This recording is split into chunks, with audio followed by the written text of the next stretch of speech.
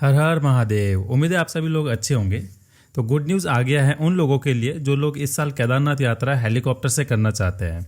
आप सब लोगों को पता ही है कि इस साल केदारनाथ यात्रा का हेलीकॉप्टर का बुकिंग IRCTC को दिया हुआ है। तो इस साल IRCTC का पूरा वेबसाइट ही नया बना है और जो ऑफिशियल वेबसाइट है वो है आपका heliyatra.irctc.co.in।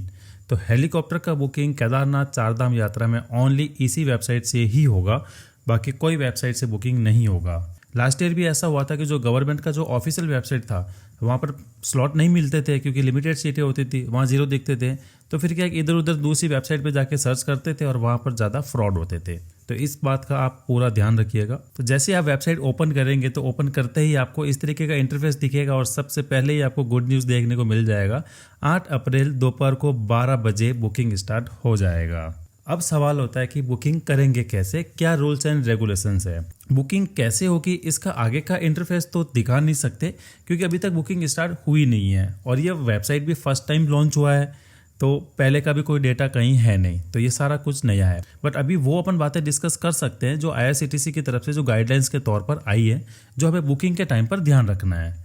तो वेबसाइट को आप पूरा एक बार रीड आउट कीजिएगा।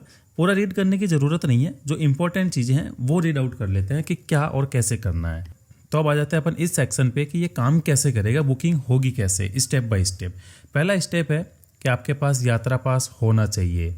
यात्रा पास को लेके मैं एक डेडिकेटेड वीडियो ऑलरेडी बना चुका हूँ जिसके अंदर मैंने बताया कि पास आप कैसे जनरेट कर सकते हैं और ये वेबसाइट ये यहाँ पर भी इन्होंने दे रखी है। जिसके पास बन गए हैं वो छोड़ दीजिए, जिसके पास नहीं बने हैं तो आप सबसे पहले अभी पास बना लीजिए, नहीं तो उस समय पर इतना टाइम नहीं मिलेगा। अब पास बनाने के बाद में अकाउंट क्रिएट करना है इसके अंदर, बट अभी पूरी वेबसाइट पे अकाउंट क्रिएट करने का कोई ऑप्शन यहाँ पर नहीं आया है और ना ही अवेलेबिलिटी कैसे चेक होगी ये ऑप्शन अब इनकॉर्पोरेट होंगे, अभी नहीं हुआ है। तो मोस्ट प्रोबेबली ये कल तक हो जाएंगे बुकिंग ओपन होने से पहले। तो अकाउंट बना के आप अपना रजिस्ट्रेशन नंबर और ग्रुप ID डाल के आप चेक कर सकते हैं कि कहाँ पर कितनी सीट अवेलेबल है। तो अगेन जो बात कर रहे थे रजिस्ट्रेशन क्यों ज़रूरी है, क्योंकि इन्होंने रजिस्ट्रेशन नंबर यहाँ पर मांग लिया और ग्रुप ID भी इन्होंने मांग ली है। अवेलेबिलिटी चेक करने के बाद में जो स्लॉट हमें चाहिए बस वो स्लॉट आप सेलेक्ट कीजिए और अपना बुकिंग कर लीजिए। बुकिंग का मेथड सेम होता है। आप जैसे बहुत सारे अपन वेबसाइट से करते हैं ना बुकिंग, चाहे अपन होटल की कर रहे हैं, चाहे ट्रेन की कर रहे हैं, फ्लाइट की कर रहे हैं, तो बुकिंग का आगे का प्रोसेस सबके लिए सेम होता है। पेमेंट करने के बाद ही आपको रीडायरेक्ट कर देगा वहीं पर आपका जहाँ पर आपका टिकट होगा और टिकट आप अपने माई अकाउंट में जाकर भी देख सकते हैं और वहाँ से आप डाउनलोड कर सकते हैं। तो ये तो हो गया कि अपने को टिकट बुक करना कैसे है।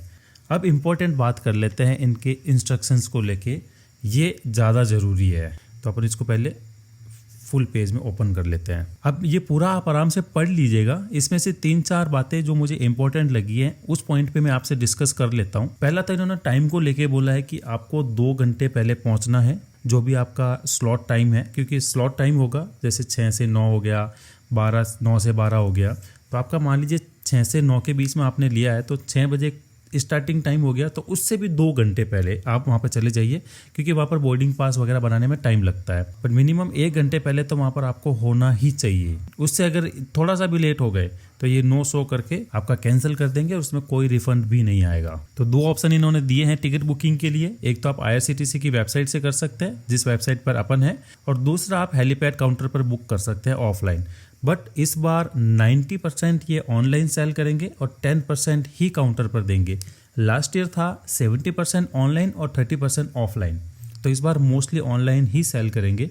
तो ऑफलाइन तो वैसे भी नहीं मिलता था जब 30% था, तो अपन 10% पे तो क्या ही मिलेगा। तो ऑफलाइन वाला तो आप ऑप्शन में रखना ही मत। ये इंपॉर्टेंट पॉइंट है। जब आप टिकट बुक करोगे, बुक करते टाइम जो ID आप डालोगे, अपलोड करोगे उसमें, चाहे आप आधार कार्ड कर रहे हो, चाहे पासपोर्ट कर रहे हो, कुछ भी कर रहे हो, तो वो आप ओरिजिनल साथ रखना। और टिकट ट्रांसफ़र नहीं होती है। कई बार होता है कि मैंने मेरे नाम पे टिकट करा ली बट मैं नहीं जा रहा, कोई और जा रहा, तो उसको वो चला जाए, नहीं होता ऐसा। आपको कैंसिल ही कराना पड़ेगा और बोर्डिंग पास वहीं पर मिलेगा आपको। अब आता है पैसेंजर वेट को लेके। तो 80 kg तक का तो फ्री है। 80 kg से ऊपर जैसे ही होगा तो वहाँ पर आपको 150 रुपये पर kg एडिशनल देना पड़ेगा। अब आ जाते हैं पैसेंजर्स डिटेल को लेके कि पैसेंजर्स को क्या क्या ध्यान रखना है। सबसे पहला 80 kg तक फ्री है, 80 kg तक कोई पैसा नहीं लगेगा, जो टिकट फेयर है वही लगेगा। 80 kg से ऊपर 150 रुपये पर kg एडिशनल लगेगा। बट वहाँ पर ऑफसेट नहीं होगा। ऑफसेट का मतलब ये होता है कि 2-3 लोग साथ हैं, किसी का कम है किसी का ज़्यादा है तो सबका मिला के एवरेज 80 हो रहा है, नहीं, इंडिविजुअल का ही चेक किया जाएगा। वो वहाँ पर चेक करेंगे तो 80 kg से ऊपर 150 देना पड़ेगा। अगर कोई डिनाई करता है तो वहाँ पर आपको आगे बोर्डिंग नहीं करने देंगे, अलाउड नहीं करेंगे। तो ये आप थोड़ा मेंटली प्रिपेयर रहना इसके लिए। और ये नया नहीं है, ये लास्ट ईयर भी यही था। और दूसरा है बैग कितने साथ लेके जा सकते हो। बैग आप 2 किलो तक का साथ ले जा सकते हो पर पैसेंजर, उससे ज़्यादा अलाउड नहीं करेंगे क्योंकि इतना वेट नहीं ले जा सकते, फ्लाइट नहीं है, हेलीकॉप्टर ही तो है बेचारा छोटा सा। बच्चों को लेके भी कोई पॉलिसी में चेंजेस नहीं हुए हैं। 2 साल तक का बच्चा फ्री है, उसका कोई चार्जेस नहीं लगेगा, बट उसको सीट भी नहीं मिलेगा। 2 साल से ऊपर जो है तो उनका सीट अलग से मिलेगा पूरा, बट पूरा पैसा लगेगा टिकट का। और जो 2 साल से कम बच्चे हैं तो वो एक फ़्लाइट में 2 ही अलाउड होंगे। मतलब ये कि एक फ़्लाइट के अंदर 6 लोग बैठते हैं, तब 6 लोग भी अगर सब अपना अपना 1-2 साल का बच्चा साथ लेके आएंगे तो 6 को अलाउड नहीं करेंगे, किसी 2 को ही करेंगे वो। बुकिंग इस बार भी दोनों ऑप्शंस मिल रहे हैं, सेम डे का भी है और दूसरा नेक्स्ट डे रिटर्न का भी है। तो नेक्स्ट डे के लिए इसमें कोई चेंजेस नहीं है, लास्ट ईयर भी ऐसा ही था। जिनको भी नाइट स्टे करना है तो 12 बजे के बाद वाले स्लॉट ही बुक करना, उससे पहले वाले मत करना, क्योंकि 2 स्लॉट पहले हैं 6 से 9 और 9 से 12। तो ये होंगे मॉर्निंग वाले जिनको सेम डे वापस आना है, और 12 बजे के बाद वाले वो लोग होंगे जो नेक्स्ट डे आएंगे। और कोविड SOP को लेके अभी कंफ्यूज मत हो जाना, ये इन्होंने डाल रखा है क्योंकि साथ में ये भी लिख रखा है कि जो time to time Covid SOPs आएगी आपको उसको फॉलो करना है। तो अभी कोई कोविड की SOP नहीं आई है, अगर कोई आएगी तो हम आपको अपडेट कर देंगे, बट अभी तक ऐसा कुछ है नहीं, तो आप कंफ्यूज मत हो जाना। बाकी कैंसिलेशन और रिफंड पॉलिसी आप एक बार रीड आउट कर लेना। आप इस पूरी स्लाइड को एक बार और अच्छे से पढ़ लेना। जो इसमें इंपॉर्टेंट पॉइंट थे जिस पे कन्फ्यूजन क्रिएट हो सकता था वो मैंने आपको इसमें क्लियर कर दिए है। अब आते हैं वापस मेन वेबसाइट पे। तो फेयर कितना लगेगा अपन वैसे ही चेक कर सकते हैं। 3 हेलीपैड हैं। सबसे नज़दीक हेलीपैड है सीरसी का सोनप्रयाग से, ये है 7 किलोमीटर पहले। उसके बाद आता है फाटा जो कि सोनप्रयाग से है 14 किलोमीटर पहले, और गुप्तकाशी जो कि सोनप्रयाग से 40 किलोमीटर पहले है। अब यहाँ पर राउंड फेयर लिखा हुआ है, तो अभी भी वो सवाल है कि क्या वन साइड का ये बुक करेंगे ऑनलाइन, ये पता चलेगा वेबसाइट ओपन होने के बाद। तो इस प्राइस के ऊपर GST और जो भी चार्जेस होते हैं वो लगेंगे, वो एक्स्ट्रा है, इसके अंदर इंक्लूडेड नहीं है। इससे आगे आ जाता है अपन FAQs के अंदर। तो FAQs जितने भी आपके मन में सवाल हैं, काफ़ी सारे सवालों के जवाब इन्होंने यहाँ पर दे रखे हैं। तो इसमें भी मैं आपको वो सवाल के जवाब देख लेते हैं जो इम्पोर्टेंट है, जिस पे कन्फ्यूजन क्रिएट हो सकता है। तो इसमें से पहला तो एक नई चीज़ इस बार देखने को मिली है, वो है डायनामिक प्राइस। डायनामिक प्राइस अभी तक अपन ने फ्लाइट बुकिंग में देखा और कुछ ट्रेनों के अंदर भी एप्लीकेबल होता है। डायनामिक प्राइस वो होता है कि जितना टाइम के नज़दीक जाएगा ट्रेवल डेट, उतने ही उसकी प्राइसें बढ़ती जाएगी।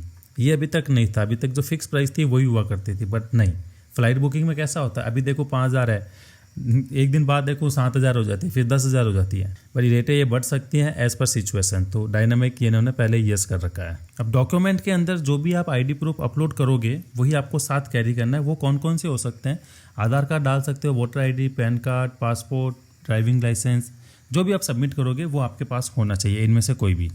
पैन कार्ड इन्होंने दिया है, बट आप पैन कार्ड अपलोड मत करना, पैन कार्ड एड्रेस प्रूफ के लिए वैलिड नहीं होता है। उसके अलावा आप आधार या वोटर ID डाल देना। एक ID से 6 टिकट बन सकती है, लास्ट ईयर भी ऐसा ही था।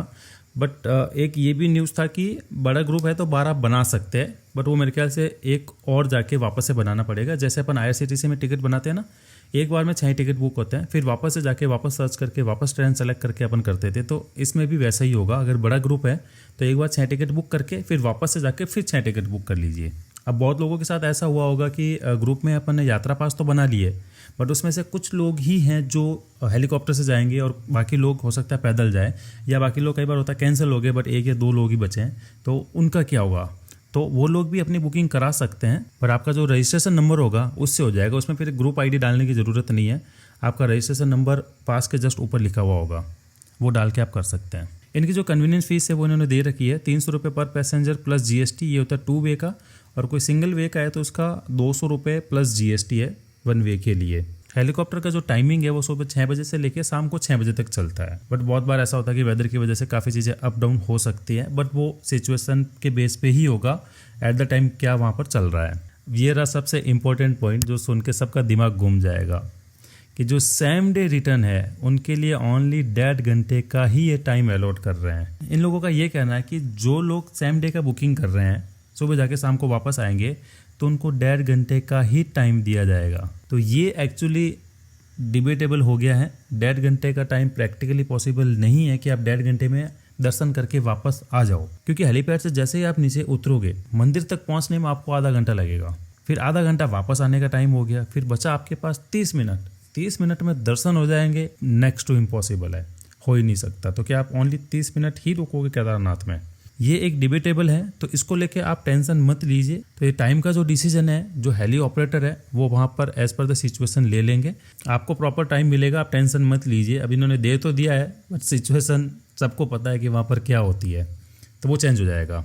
अगर किसी को बुकिंग कैंसिल करानी है तो 5 से 7 दिन का लगेगा, और कैंसिलेशन पॉलिसी में आप देख लीजिएगा कि कितने दिन में कितना पैसा रिफंड करते हैं। लॉगिन का पूरा प्रोसेस देखना है तो आप पूरा प्रोसेस यहाँ पर देख सकते हैं। पॉइंट नंबर 9 में पॉइंट टू पॉइंट इन्होंने दिया हुआ है, किसके बाद कौन सा स्टेप आपको फॉलो करना है। ये सबसे इम्पोर्टेंट सवाल है, ये ऑलमोस्ट हर किसी का सवाल होगा। जिस डेट को अपने यात्रा पास बनाया है केदारनाथ का, तो क्या उसी दिन को ही हेलीकॉप्टर का बुकिंग कर सकते हैं? नहीं, ऐसा नहीं है। इन्होंने क्या बोला है, इन्होंने ये बोला है कि जो आपकी यात्रा पास की जो डेट है उसके आप 2 दिन आगे तक कर सकते हो और 3 दिन पहले तक कर सकते हो। समझाता हूँ कैसे। मान लो आपकी 5 मई का केदारनाथ का दर्शन का आपने यात्रा पास बनाया हुआ है, तो आप क्या कर सकते हो कि उससे 3 दिन पहले यानी कि 2 मई और 2 दिन आगे तक यानी कि हो गए 7 मई, तो आप 2 मई से लेके 7 मई के बीच में कभी कभी आप हेलीकॉप्टर बुकिंग करा सकते हैं इन 6 दिनों के अंदर। ये इन्होंने बहुत अच्छा काम कर दिया है, नहीं तो डेट को लेके बहुत कंफ्यूजन होता। तो इन सारे FAQs को आप एक बार डिटेल से और पढ़ लेना। अगर किसी पर्टिकुलर FAQs पे अगर आपको क्लैरिटी चाहिए